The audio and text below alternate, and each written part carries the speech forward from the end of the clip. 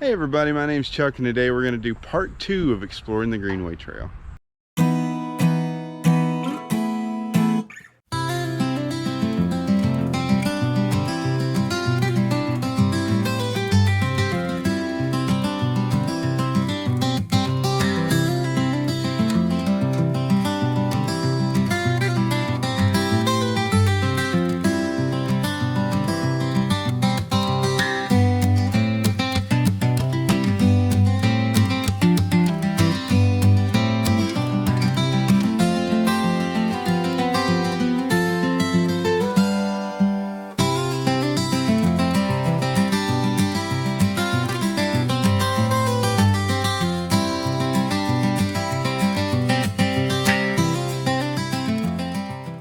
Now, if you remember the first time we explored the Greenway Trail, we went from the transportation depot down to Hollywood Avenue, Boulevard, whatever it is. I think it's an avenue.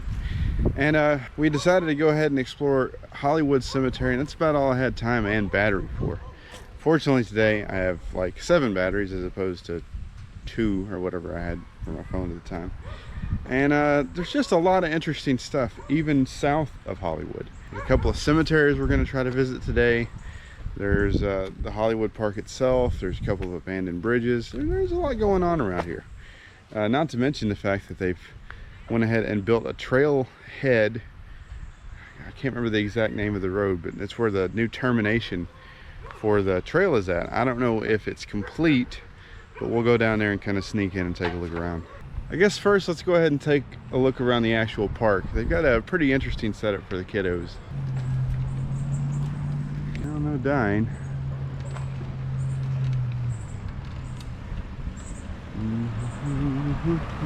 So the first thing you notice as you go across the road from where the parking is at to the actual park is that they've made these cool little like stone turrets, and I guess it's kind of to imitate a castle. It's actually a fairly pleasant little stroll around this park. They've got it all secluded up in the trees, and they've got a little area for the kids to play. Here's an art piece called Backyard Discovery. That's really cute. Nice little bridge to wander across. Water's not really roaring right now, but especially after a rain, there's a lot of water in here. Now this piece has always kind of fascinated me, the way they've got it painted up. It's all pastel and blue and purple. I don't know what kind of monster that's supposed to be, but maybe it's like, I don't know, the world serpent or something like that. But it makes for an interesting little spot for the kiddos to play and sit around and relax. Another cool little arch bridge. Oh, there's some little baby fish in the water. I don't know if you can see them or not. I like the stone path they have. Unfortunately, it looks like a tree or a limb or something that's fallen down. But here's the castle itself. You know, castle in quotations. I do like how they have this set up. You know, kids can come over and kind of let their imagination go wild. They can pretend to be a knight, or they can pretend to fight whatever that serpent dragon thing is over there. It's a great little addition for the kids to get out and have a good time.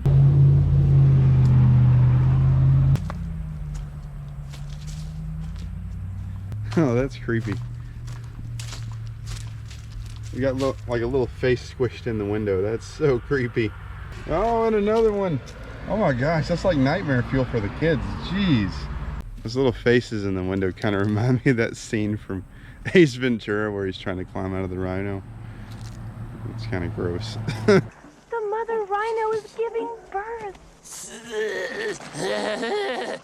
Got a little bridge going this way, so you can go back to the more regular part of the park. And they've got the steps right here leading up to the actual covered gazebo, and it's got all sorts of stuff written on the other side of it. Let's take a look. That is pretty cool for graffiti. It's a nice little spot to sit and relax. It's nice and cool, and again, you can kind of play out your medieval fantasies. And over here they've done some decorative stonework around where the culvert comes out onto the road, and it's pretty cool too. I mean, the whole thing is kind of neat in my opinion. Let's take a look.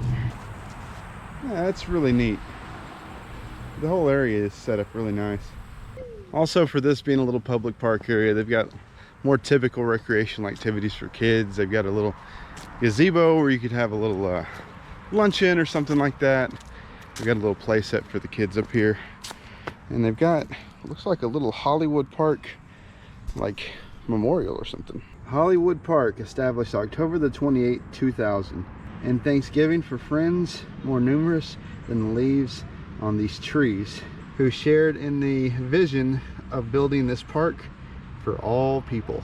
Here we have the gazebo that you can use to have lunches or do whatever, have the friends and the family around. I think next I'm going to go over and look at Friendship Cemetery. Friendship Cemetery is a cemetery right across from Hollywood Cemetery, and it is specifically known as a black cemetery. It was established in 1922, and I didn't get the chance to explore it last time, but I think it would be worth it. So here we are at Historic Friendship Cemetery. I thought it was established in 1922, but the sign here says it was established in 1924. But obviously, with it being opposed to Hollywood Cemetery, because of its nature, would have been a white cemetery, and Friendship would have been a black cemetery that was established here. I've known about this cemetery for a while, and I've seen it undergo several different stages of development. Obviously, it was meant for black people to be buried, to have a place where they could rest in dignity in eternity. But as of late, it looks like it's been falling to disrepair. Really, there's a ton of work that needs to be done. If I'm not mistaken, there are revitalization efforts that have been put in place to try to start having volunteers come out and maintain the place, and to try to repair gravestones and to cut the grass and everything else. But really, it's fallen into quite a bit of disrepair, especially compared to the Hollywood Cemetery.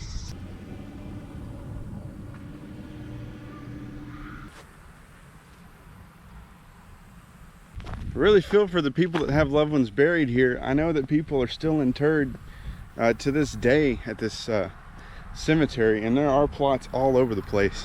Let me take a look and see if there's anything that's really interesting in here. There's a massive cedar tree here that's probably as old as the cemetery is. Some of the plots have obviously been maintained better than others, and I would think that is owed to the people that have loved ones buried here. This would be a lot of cemetery for one person to maintain, like a porter or something. And I know for a fact that all of this is done on a volunteer basis. I don't think they have a person that's paid specifically to maintain the place.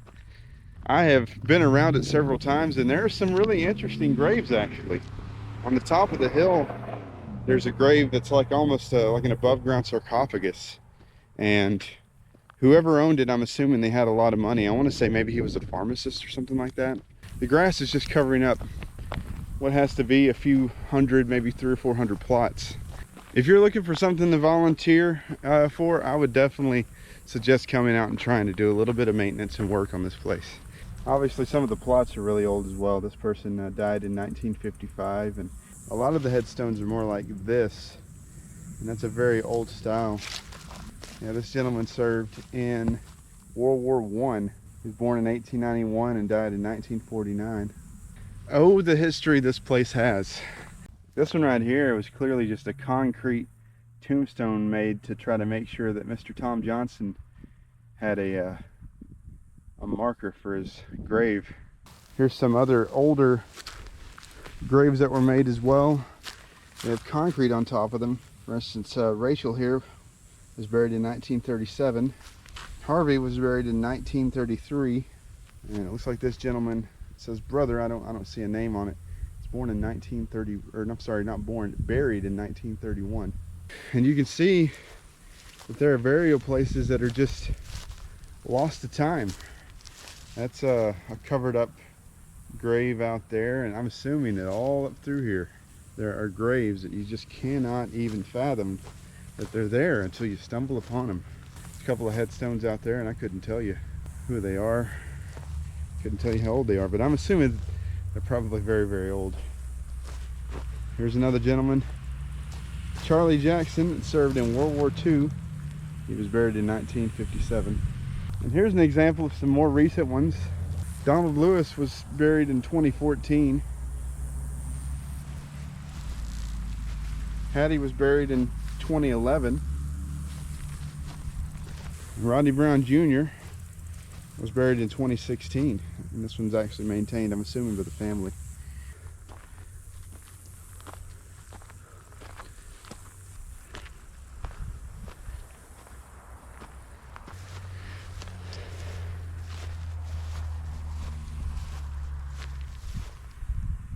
can't help but wonder if this cemetery would be a really good candidate to have goats clean it up. I know that as of late especially, but just all throughout time, people have used goats to clean up various areas where there was a lot of brush and stuff like that that you didn't want to get involved in.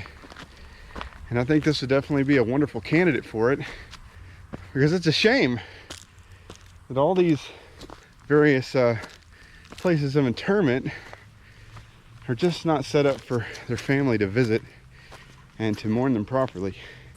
Up here at the top of the cemetery, it's especially egregious. There's obviously a road still. I'm walking down it, but you can tell some of these weeds are taller than I am. And I'm not just like impossibly short either. I'm 5'10". So up here is the sarcophagus for Mr. Thornton, maybe his wife as well. I'm going to try to see if I can't find a good way to get to it without just getting covered up with ticks and stuff. Might be able to go this way. Let me see if I can't go through here without it being just a disaster. So I was correct. This is Dr. Handsome Thornton, druggist. He died in 1968, and apparently he was a Mason. And forgive us our debts as we forgive our debtors. This one in particular is fairly difficult to read. This is one of those cemeteries where you could literally explore all day long. You could look at every grave in here and you would probably find people buried all the way from an established date of 1924 all the way up to fairly modern day. This is the kind of stuff that like breaks my heart. People are looking to be interred after their death and to be able to have their family visit them, and it's just not an opportunity that they're presented. That is the nature of existence. Not all of the universe is seemingly fair, and not all things are well managed. That's the nature of the Greenway Trail. There's a lot of historic stuff going on around here. There's 3 old cemeteries that I can think of, and we visited 2 of them so far. There's the remains of some ruined bridges. You can tell where humans have been involved in trying to change their landscape and to establish themselves all up and down the Greenway Trail. Here would appear to be the old foundations of a bridge of some sort. I know upstream we have that bridge now, which is a combination footbridge and car bridge, but I don't ever recall reading anything about there being a bridge here. But I mean, these foundations are here for a reason. I really like how they've been starting to paint the mile markers. They used to be fairly plain, and now it's got this like sort of like pastel demonic theme.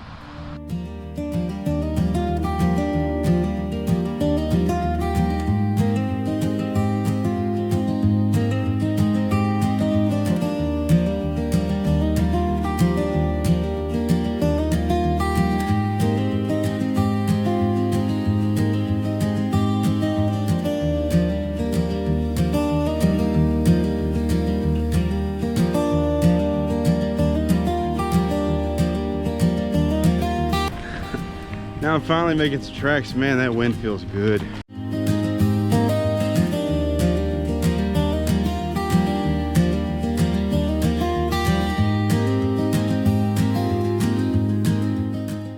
I don't know how often they come into play, but we've obviously got some neighborhood connections as well. That was a smart idea for the Greenway Trail. Although I think that these residents up here are not particularly happy with that. Look, it's me filming their camera with a camera.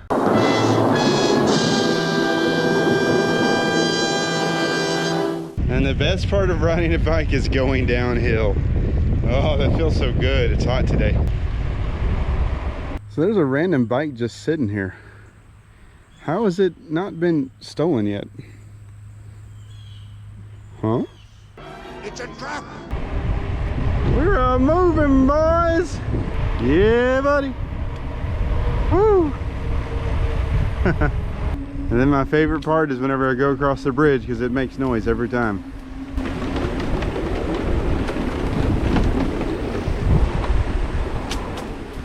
That wasn't quite as loud as I remember. Now this area behind me looks rather unremarkable. If you look through here, obviously you see mowed grass and a bunch of trees, but you don't see much else. But believe it or not, this is the 3rd cemetery that is really close to the Greenway Trail. This is the Hot Springs Cemetery. And it was specifically made in response to the fact that on these grounds was the Hospital for Contagious Diseases that was established in 1895. And there are some 600 people buried here, mostly in unmarked graves. Now I'm going to take a look around and see if I can't find any indications that these graves are here. I know that there are some tombstones, and then I might try to see if that I can see the foundations for the building. I don't know if I'll be able to, but it would be interesting to check it out. Now, people were being interred here all the way up until 1984, if I'm not mistaken.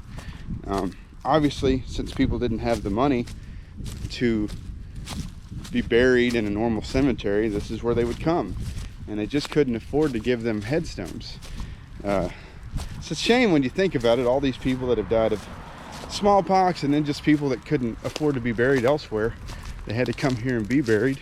It's also kind of spooky when you think about it, that what appears to be a clandestine open field with a few trees on it, to be fair, you know, has the remains of some 600 people. Here's a couple of the tombstones that I found. This person was 27 years old when they died. They probably died of smallpox. This one, I mean, it's almost illegible what it says. I noticed that there's lots of fill rock here. If you look around, there's lots of gravel that's not covered up by dirt or by grass. And I'm assuming that they had to come in and fill all the areas where the graves were because they were sinking in over time. Oh man, this is kind of like an eerie place, just by feeling. This place had obviously fallen into disrepair since 1984. Nobody's been interred here. So at a certain point, it was becoming grown up and forgotten. There were efforts in, I want to say 2020, to go ahead and add this place to the National Register of Historic Places, and to go ahead and get this place, I mean, taken care of to the best of their ability, whoever's trying to get this place restored. They'd like to be able to identify as many of the bodies as possible and put up some sort of markers for them, but it doesn't look like they've been able to make a ton of progress in that regard so far. And I couldn't tell you where any of the bodies are buried because there's no markers. You just have zero idea where any of these places are because it just looks like an open field. But as soon as you dig, I'm sure you'll run into bones, bones, bones. You can kind of tell where there must have been a road here at some point, and you can see tracks where somebody's driven up through here relatively recently. I'll try to see if I can't follow the road and find maybe the remains of the building. I'm not sure what we're gonna find. It's the same way through here. You can see where a road was cut into the hillside that went down and around. So it looks like this whole area has been terraced in some capacity or some way, in various ways, to have roads go all the way through it.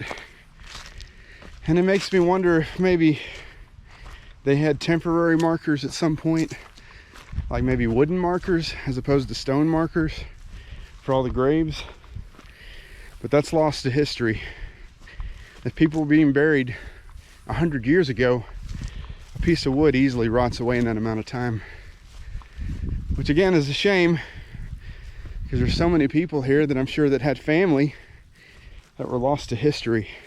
As I've gotten to the top, all I can really see is a little bit of trash and some roads that kind of circle around. I would almost have to assume that where we're at right now is where the building would have been, up on the top of this hill. Thing is, I don't really see any remains of a building. It's just that there's a road that kind of rings around the top of this, and there's a place where it's been kind of terraced off. You can see the corner of this gravestone. This gentleman was buried in 1969. He was born in 1881. This is the very top of this hill.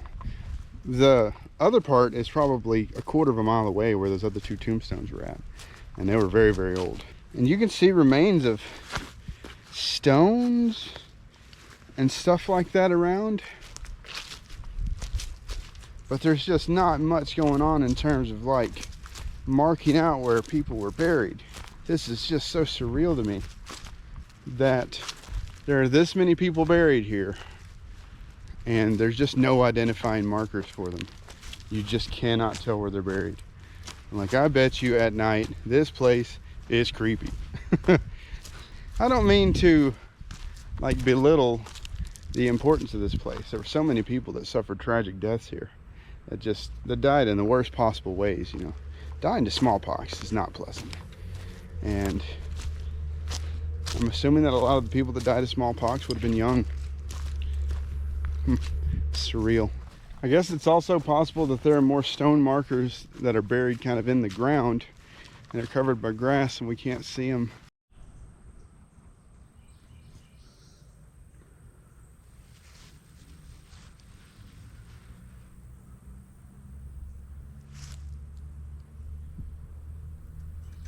If you go to findagrave.com, you can actually pull up this city cemetery and you can see a list of all the people that are buried here. And the list is just absolutely staggering. And the ages that these people died too. It was kind of depressing. There's a lot of kids that died.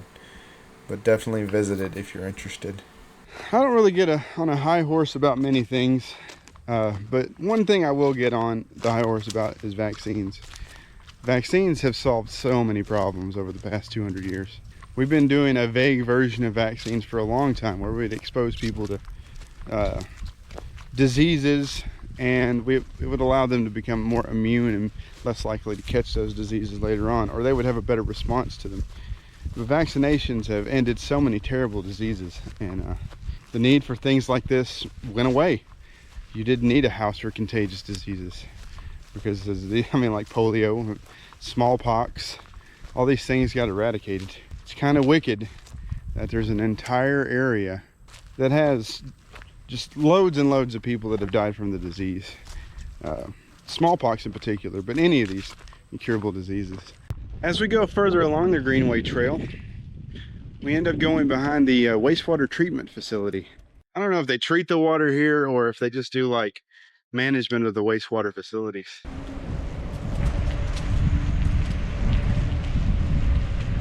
And up on the hill here we have what looks like a couple of wastewater holding tanks. But it's really cool to see modern technology sort of nestled inside of this quiet part of town.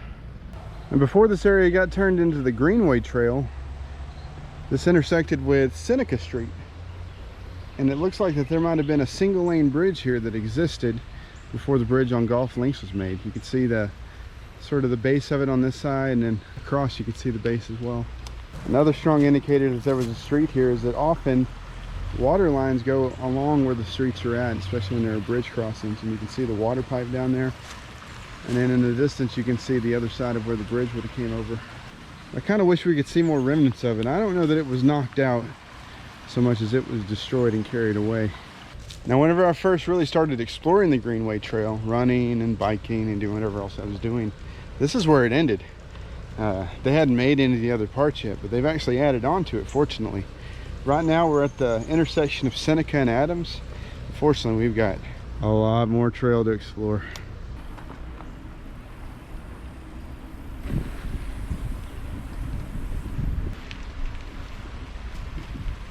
You know, if it weren't for the fact that we're so hot, it's actually a really nice day to be out here. Here's the intersection that they built where it comes in a Golf Links road. You can go up to the road or you can go under the bridge.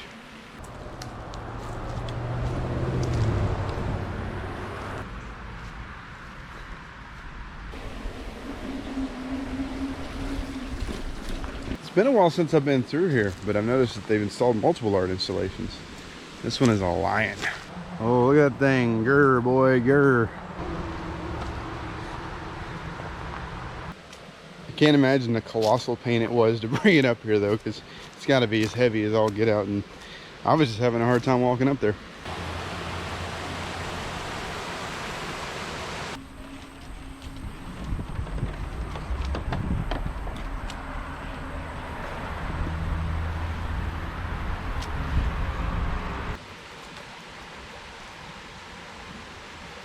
I've always kind of said that Arkansas was just obscenely wet, and I think I would be correct in that regard. They even acknowledge the fact that Arkansas is prone to flooding. Hot Springs specifically on that infographic. But man, this is a heck of a view. If you really want to just sit and relax, not a bad place to be.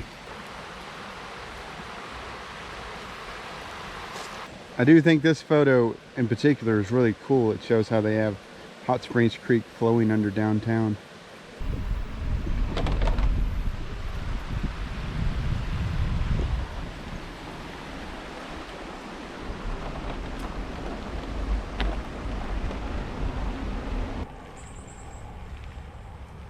So we've come up to where the last trailhead is, and technically this area is closed. I guess they're still working on it, but I don't think I'm gonna let that stop me.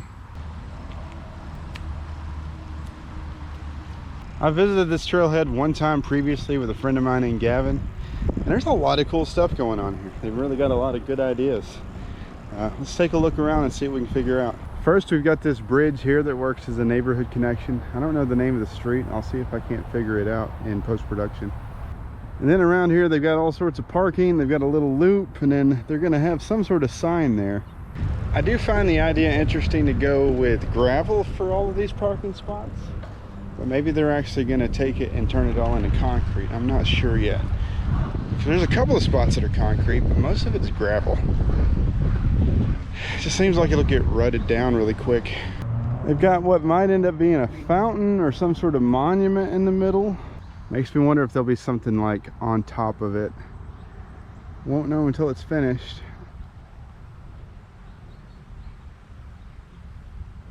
I do love the idea of seeing more of the Greenway Trail completed, and I do like the accessibility that it gives us. You're allowed to be flexible. Like if you live in a different neighborhood, you can find yourself back on the Greenway Trail, so you can get out and exercise and again engage with nature in a way that's safe and a little more conservative than just breaking trail through woods.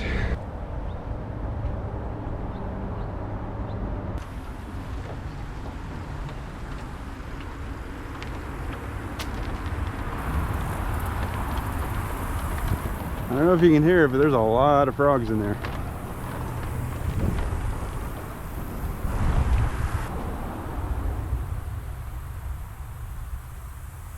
Now, whenever I talk about where we're located being basically northern Louisiana, that's not true. We're pretty far from the border. But it doesn't mean that we don't get really wet here. And this is kind of an example of where there's just like a ton of marsh and wetlands because we're getting closer and closer to Lake Hamilton. And they really embrace it here. They've got observation areas where you can like really see the wildlife that would inhabit a marsh. You can see cranes, you can see turtles, you can see frogs. There's all sorts of different types of, looks like birds. I've never seen a red fox around here, at least around the Greenway Trail, but I've seen them around my neighborhood. There's a fox that likes to kind of stay around my house, so it's really neat to be able to engage in nature in this way. It looks like they're going to have some bathrooms at this trailhead, which is very sorely needed. Looks like there might have been a gate that they tore up as well. I'm not sure why they tore that up. I do kind of laugh at the faux building aesthetic. They try to make it look like stones or shingle with roofs at the top. Here we are approaching the end of what is the main part of the Greenway Trail. We're going under the bypass currently, and as far as I know, all that's left down here is where they're gonna go, where the trail ends, in a kayak landing zone. Here's where the trail comes through, and then here is the actual kayak landing zone. So you can take your kayak and you can throw it off there, and there's a bit of a dock here, but man, that dock feels really tall for trying to get down on a kayak. And then here's the end of the trail. But hey, I want to fish. Why can't I fish?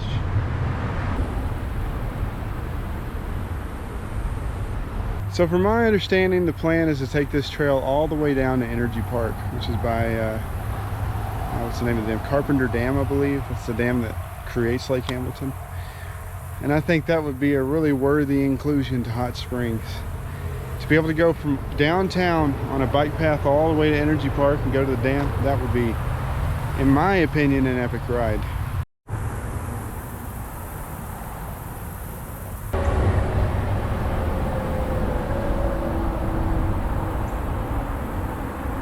Alright, that's about all I had planned for today. I wanted to explore just a few really specific things on the second part of the Greenway Trail that I hadn't touched upon previously. Obviously, if you like this kind of video, I'm making one every week. Feel free to subscribe to the channel. Definitely leave a comment as well. I love having conversations with people. But until next time, thanks for watching, and I'll see you. Thanks for watching, and if you want to see more videos like this, feel free to subscribe to the channel.